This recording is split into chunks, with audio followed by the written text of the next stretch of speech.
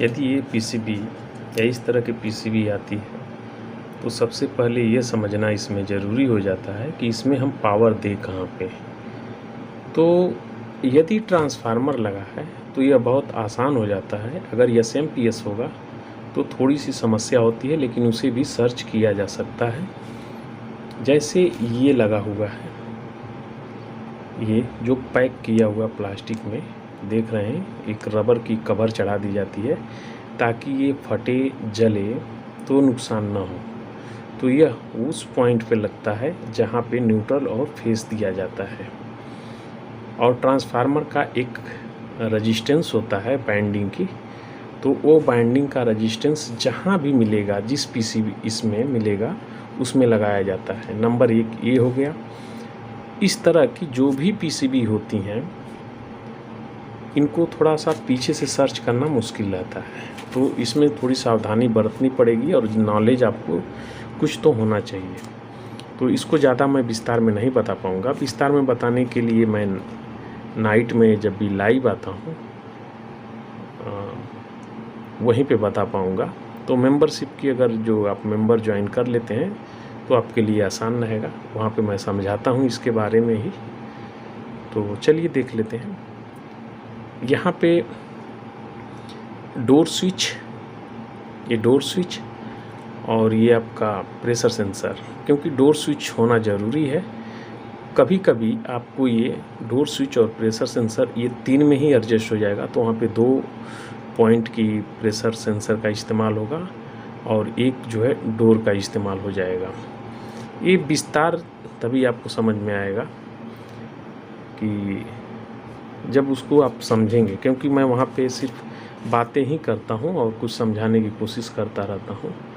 तो अभी तो लाइव में मैं फ्री ऐसे ही सभी लोग देख सकते हैं उसे, लेकिन बाद में सिर्फ मेंबर पे ही वो आधारित हो जाएगा। तो इसे चेक करने के लिए सबसे पहले हम उस रेजिस्टेंस को ढूंढेंगे कि किस पॉइंट में आ रहा है। तो चलिए देख लेते हैं। यहाँ पे मैंने लगा दिया है, रेजिस्टेंस मोड में रख दिया है। ऐसे नहीं कि ज़्यादा रेजिस्टेंस अधिक मान का रहे तब भी आपका कांटा शो करे, इसको कम से कम पे आ जाइए। तो ऐसे चेक कर लेते हैं। यहाँ पे बताएगा, यहाँ पे बता सकता है, ठीक है। यहाँ पे कैसे, यहाँ पे बता सकता है, क्योंकि प्रेशर सेंसर का है ये अलग ही रहता है।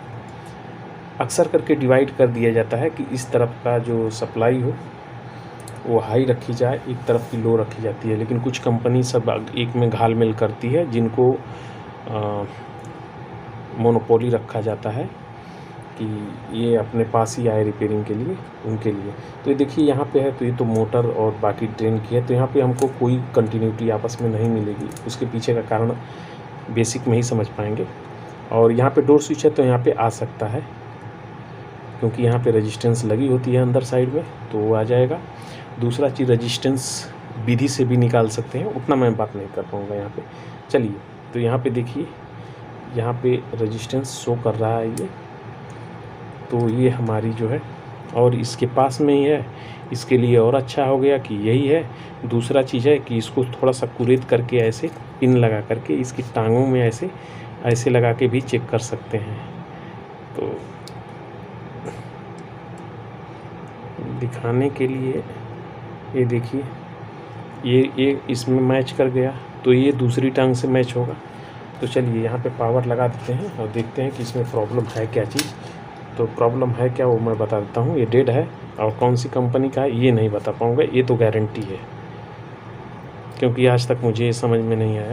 लोग बोलते हैं कि ये उस कंपनी का है, इस कंपनी का है। तो मैं थोड़ा एक पावर बंद कर देता हूँ लाइट, क्योंकि मेरे पास एक ही है।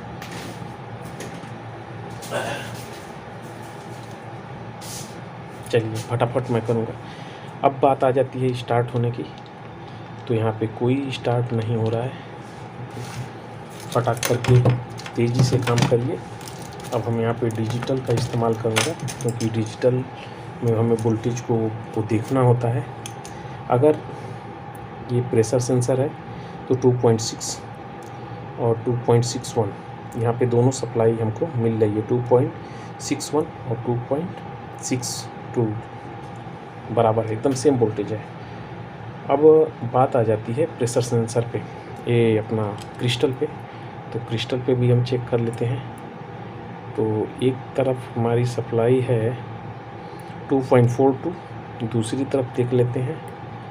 यहीं से पता चल जाएगा हमें कि हमारा माइक्रो कंट्रोलर ज़िंदा है या गया है।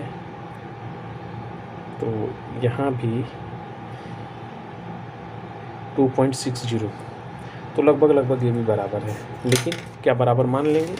अगर शॉर्टिंग होगा तो वोल्टेज ड्रॉप करेगा, शॉर्टिंग नहीं होगा तो जहाँ है वहीं पर पड़ा रहेगा। तो सबसे पहले तो हमें वो चेंज करना ही पड़ेगा। मैं पावर बंद करता हूँ और इसे चेंज कर लेता हूँ। तो यहाँ पे मैंने इसको नया ले लिया और ये हमारा जूना है, इसको साइड में रखेंगे। अभी ये कंफर्म नहीं है कि ये ख़राब है कि नहीं, इसको डालने के बाद ही मालूम पड़ेगा कि सही है या ख़राब है। तो चलिए देखते हैं। तो यहाँ पे मैं ये लगा दिया, ठीक है, चेंज कर दिया हूँ। और एक बार पावर दे करके इसे चेक भी कर लेते हैं। तो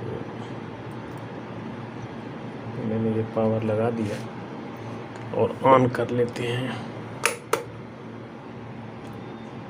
तो ये हुआ ऑन और ये हुआ प्रोग्राम का। तो E2 बोले तो यहाँ पे है ये वाला डोर स्विच ओपन, E2 का एरर या इसका एरर। तो इस तरह से आप अब ज्वाइन कर सकते हैं, और ज्वाइन करेंगे तो